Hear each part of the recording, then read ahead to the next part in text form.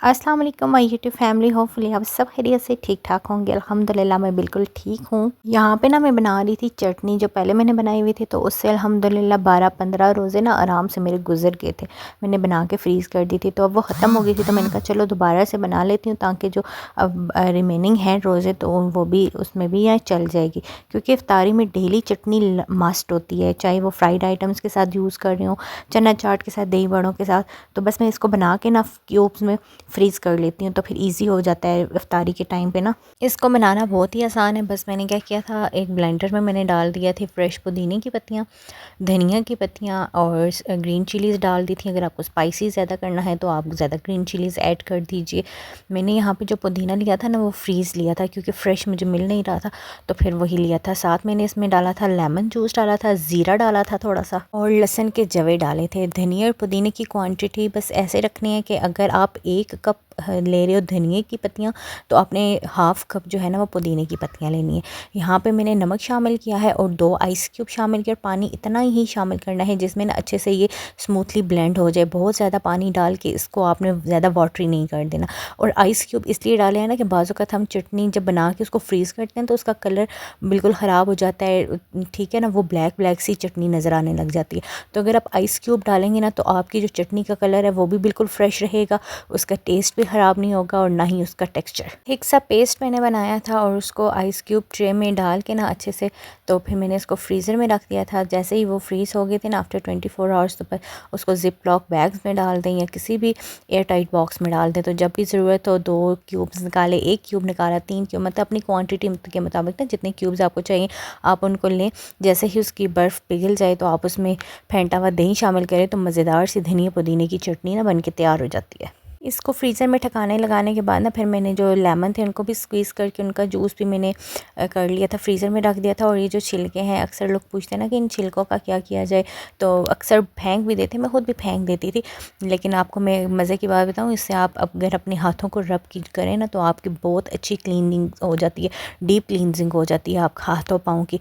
और बस थोड़े से मैं निकाल के रख देती हूँ, ताकि उसके कर लिया करूँ, डीप क्लीनिंग कर लिया करूँ। बाकी ये जो छिलकों का शापर है ना, इसको मैं अच्छी तरह से बंद करके फ्रीज़र में रख दूँगी। जब चावल बॉईल करने हो, बिरयानी को दम लगाना हो या कुछ भी ना, तो उसमें इस तरह की, इससे ना आप लेमन के जो छिलके हैं उनको रख सकते हो दम लगाते वक्त, तो बहुत ही अच्छा सा टेक्सचर आ जाता है, टेस्ट आ जाता है। बस ज़ाया नहीं करनी है कोई भी चीज़। तो बस उनको ना मैंने ठकाने लगाने के बाद फिर मैं आ गई थी अपने रूम में, और यहाँ पे ना मैं अपना हॉस्पिटल बैग रेडी कर रही थी, क्योंकि जब तबीयत ख़राब होती है ना अचानक से, तो फिर उस टाइम पे समझ ही नहीं आ रही होती कि क्या बैग में डालें और क्या नहीं। तो अभी टाइम तो था काफ़ी, तो लेकिन मैं थोड़ा फ्री थी, तो मैंने कहा चलो आज कर लेते हैं, अपना बैग तैयार कर लेते हैं, और आपके साथ भी अपना ये एक्सपीरियंस मैं शेयर कर देती हूँ। चाहे आप फ़र्स्ट टाइम मॉम बन रही हो, 3rd या 5th टाइम, लेकिन जब हॉस्पिटल बैग रेडी कर रहे हो ना, तो बहुत से क्वेश्चंस होते हैं माइंड में कि क्या रखें क्या ना रखें। तो मैं आपको अगर अपना एक्सपीरियंस बताऊँ ना, वैसे मैंने एक प्लेलिस्ट बनाई हुई है अपने यूट्यूब चैनल पे। तो आप जब मेरा चैनल ओपन करोगे, प्लेलिस्ट में जाके मदर्स गाइड के नाम से एक प्लेलिस्ट है, आप उसको ओपन करें, तो वहाँ पर मैंने अपनी एक्सपीरियंस की बेस पे ना काफ़ी ज़्यादा वीडियोस अपलोड की हुई हैं, न्यूबॉर्न बेबी केयर, प्रेगनेंसी के, और सारी इस तरह। तो आप लोग देखिएगा, आप लोगों को बहुत हेल्पफुल आपके लिए रहेंगी वो। यहाँ पे ना मैं एक ही बैग में सारी चीज़ें डालूँगी, मम्मी की भी और बेबी की भी, बिकॉज़ जो हॉस्पिटल है ना, जो डॉक्टर है मेरी, वो मेरे घर से वॉकिंग डिस्टेंस पर ही है। तो अगर मुझे मज़ीद कोई चीज़ चाहिए हुई तो वो मैं घर से भी मंगवा सकती हूँ, और मार्केट भी नज़दीक है तो ले सकती हूँ। तो इसलिए ज़्यादा बैग्स मैंने नहीं तैयार किए, क्योंकि फिर उनको मैनेज करना, हॉस्पिटल में उनको संभालना बहुत ही ज़्यादा हेक्टिक हो जाता है। तो इसलिए आप भी कोशिश करें कि एक ही बैग रखें, उसी में अपनी सारी चीज़ों को आप मैनेज करें। सबसे पहले मैं अपने बैग में रख रही हूँ ये एक सूट, जो मैंने फ़र्स्ट डे के लिए लिया था, जिस पे बाकायदा ना लिखा हुआ था वेलकम टू द वर्ल्ड। तो ये मैंने फ़र्स्ट डे के लिए लिया था, मैंने कहा यही वाला पहनाना है। और साथ में ये कैप मैंने माशाल्लाह वाली ली थी। ये मैंने अपने दोनों बच्चों की दफ़ा, जो पहले मेरे दोनों बेबीज़ हैं ना, उनकी दफ़ा भी मैंने इसी तरह से कैप्स ये माशाल्लाह वाली ली थी।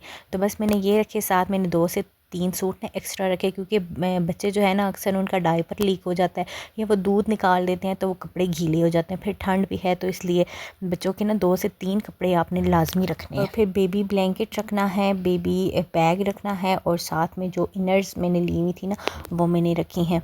क्योंकि बच्चे को ठंड न लगे। आजकल ठंड भी काफ़ी ज़्यादा है। तो बाकी जो चीज़ें थी वो मैंने समेट के वैसे ही कबर्ड में रख दी थी जो नहीं ज़रूरत है, क्योंकि फिर घर में भी ये चीज़ें ज़रूरत पड़ती हैं। तो ज़्यादा मैंने मेस नहीं अपने बैग में बनाया था, बस डायपर रख लिए थे, वाइप्स रख लिए थे बच्चे के लिए, बस यही चीज़ें ही इम्पॉर्टेंट है। और बाकी अपने लिए ना मैंने एक ड्रेस रख लिया था, और फिर जो पर्सनल जो चीज़ें होती हैं ना वो मैंने रख ली थी। यहाँ पे ना मैंने अंडरवेयर्स दराज से ही मंगवा लिए थे पहले ही। तो ये आई थिंक 5 to 6 पेयर्स थे ना, सॉरी 5 to 6 थे। तो ये मैंने दराज से मंगवा ली थी, काफ़ी अच्छी इनकी क्वालिटी थी। तो बस ये अपने लिए मैंने चीज़ें इसी बैग में रख ली थी। बाकी जो पर्सनल केयर की लाइक फेस वॉश हो गया, टूथब्रश, टूथपेस्ट होगी, वैसलीन होगी, लोशन हो गया, इस तरह की ये जो चीज़ें हैं ना, ये मेरा ये था कि जिस दिन जब हॉस्पिटल जाने लगे ना तो मैं अपने पर्स में ही रख लूँगी, क्योंकि ये अभी फ़िलहाल मुझे ख़ुद भी ज़रूरत थी। ज़ाहिर बात है घर में हूँ तो फिर बार बार बैग से निकालनी डालनी थोड़ा हेक्टिक हो जाता था। तो बस ये चीज़ें आप लोग मस्ट रख लें अपने लिए। अपना फेस वॉश रखें, अपने लिए एक टॉवल अपने रखना है, अपना टूथब्रश, टूथपेस्ट, वैसलीन रखें, लोशन रखें। ये चीज़ें बहुत ज़्यादा अपने बैग में मेस मत क्रिएट करें, इस तरह संभालना बहुत ही ज़्यादा मुश्किल हो जाता है। अपनी दुआओं में मुझे आपने लाजमी याद रखना है, क्योंकि रमज़ान में ही मेरा सिजेरियन होने वाला है। तो इसलिए अपनी दुआओं में मुझे ख़ास तौर पे याद रखिएगा, ताकि अल्लाह पाक आसानी फरमाए मेरे लिए। और इस तरह के अच्छे अच्छे व्लॉग्स के लिए मेरे साथ जुड़े रहें, और जल्दी से चैनल को सब्सक्राइब कर दें ताकि इस तरह की वीडियोज़ आपको मिलती रहें। अल्लाह हाफ़िज़, टेक केयर।